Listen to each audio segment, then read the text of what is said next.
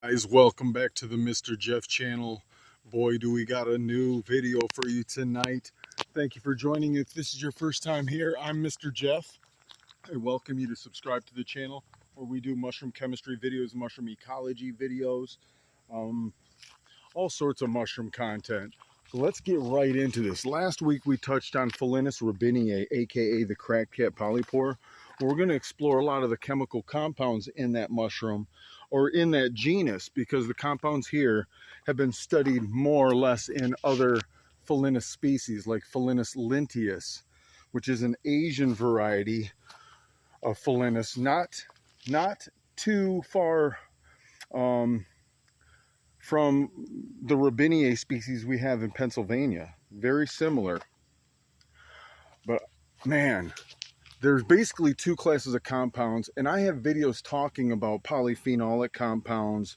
If you go back in my fungi facts videos, the playlist, you can catch some of those. So I'm not going to deep dive too far into the compounds and how they molecularly work, but we're going to touch base on a few of them. There are literally dozens of these compounds in these species.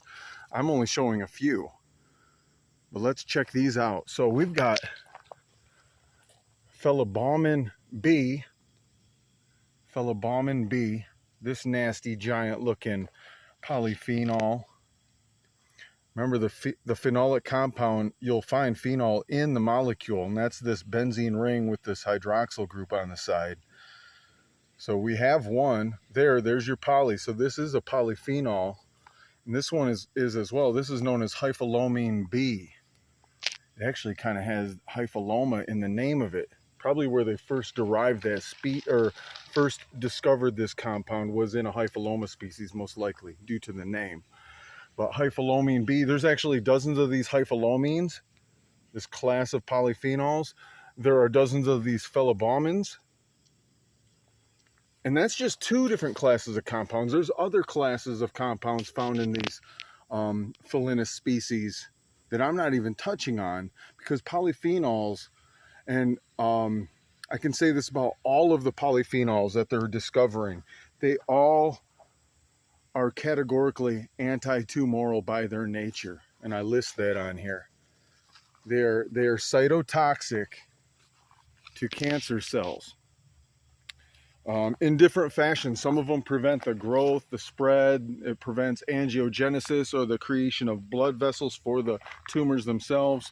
So in different ways they do their actions. They are antioxidant. It's these hydroxyl groups that'll have these antioxidant qualities about them. They're going to have chelating qualities about them. I didn't list that on here. One fun little fact we'll say is that these compounds, particularly the hyphalomine compounds, were shown to contain or to have this quality about them. We'll call it an anti-neuraminidase activity, or anti-neuraminidase quality about them. What the heck is an anti-neuraminidase? Well, let's look at the end. Remember, we see this ACE. We know we're dealing with an enzyme. The enzyme at hand is neuraminidase. A neuraminidase, or neuraminases, are enzymes found in viruses that are used as tools for ripping apart the cells, so the viruses, the newly formed viruses, can actually come out and break free. I've got some traffic coming down this road here, so bear with me a second here. We'll wait for them to drive by. All right. So these hyphalomines have an anti-neuraminidase activity about them, where they inhibit, or they slow down and stop these enzymes of the viruses from doing their job of ripping open ourselves. And what does that mean? That just means that the viruses are going to have a hard time dispersing and infecting new cells in your body. They have a tendency to kind of cluster and aggregate, and don't have the ability to get out there and travel and spread. So that's a good thing, right? Let's keep going. We also have hepatoprotective qualities about these polyphenolic compounds, and the triterpenoid compounds I'm not really getting into so much at the moment.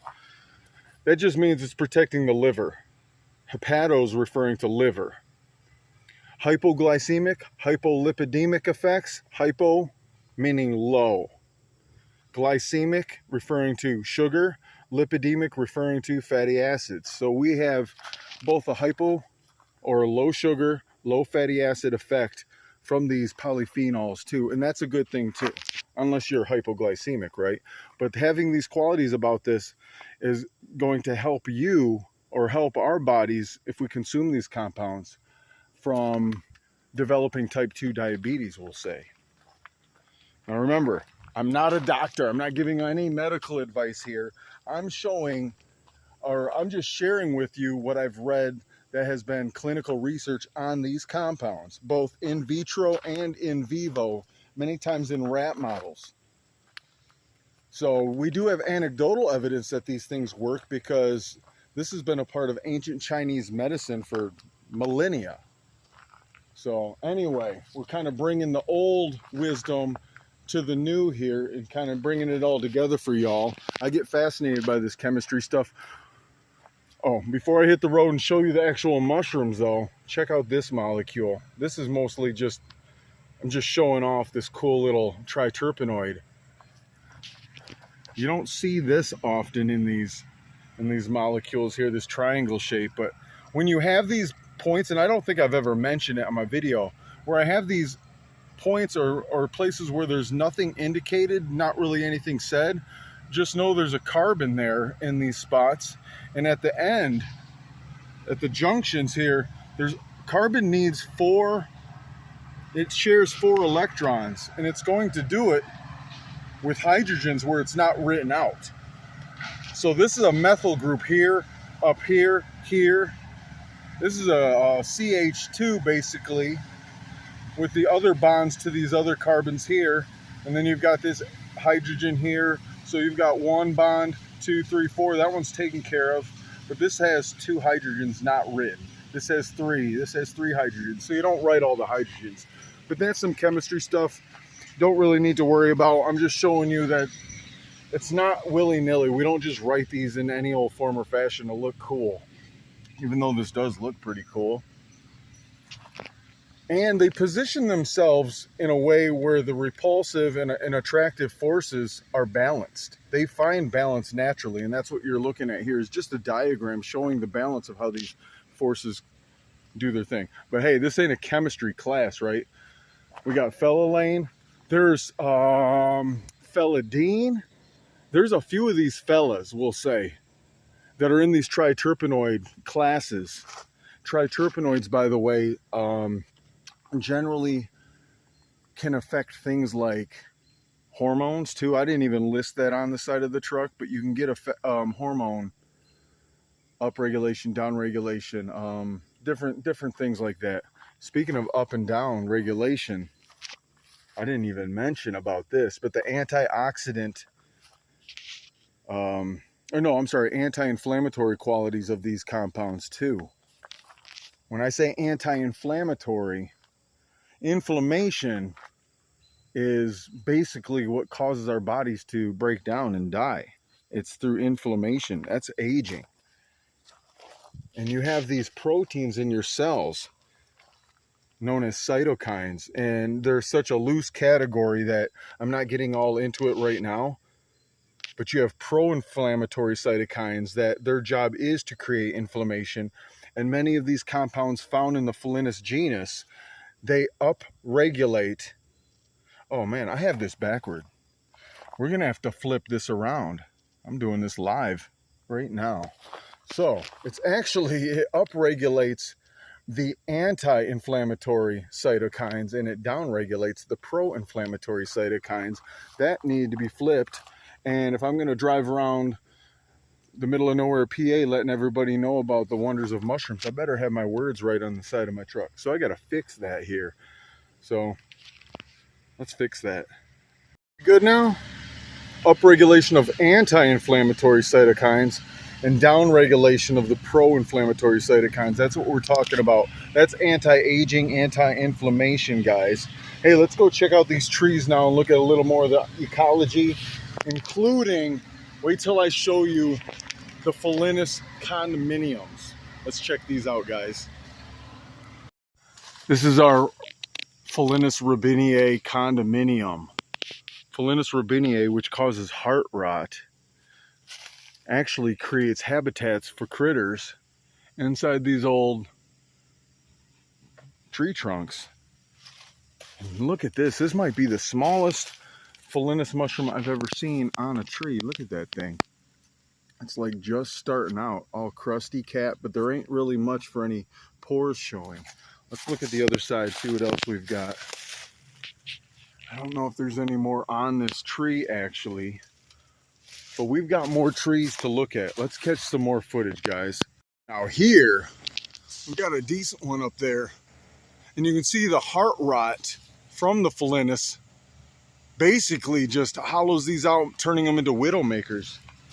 That thing snapped being held up by the other trees. And there's another one way up there. I got to zoom in for that one. You guys can check that out. See that one way up there? Let's see if I can get my big finger right there. Crack cap polypore way up there, as well as the one down here. Very nice. Another one. I'm not even 50 feet from that last one. You see those up there? 3 of them. Zooming in. Check those out.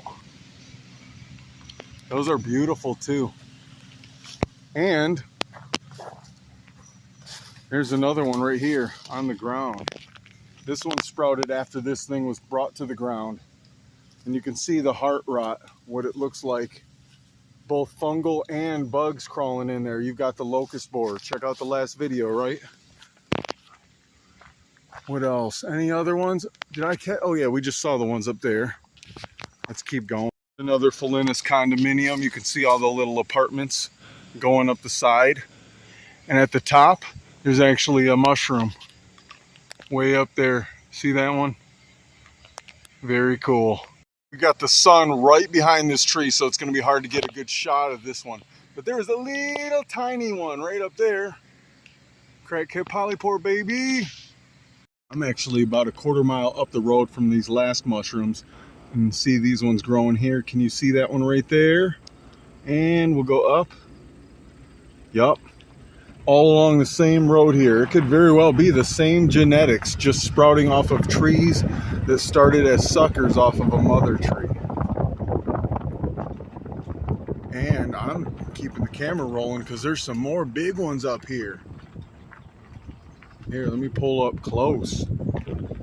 Look at these guys. Look at those bad boys. We got to get out way above my truck at this point. There's my truck. Still zoomed in. I need to zoom out. Look at this guy. Still on the tree. Crack cap polypore. Getting those up close juicy shots for you guys. And you can actually see the fissures or the cracks starting out on this cap here. Look at that. And the cracks continue onto the underside where the pores are. Can you guys catch that? I know my camera's not doing a great job, but there we go. See if I can focus. There, beautiful.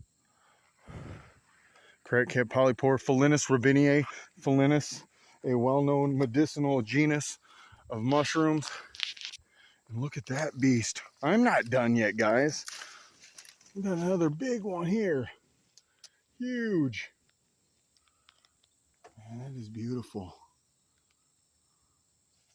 Phellinus robineae. Mr. Jeff out in the middle of nowhere, Laurel Highlands, PA. Beautiful country out here, guys.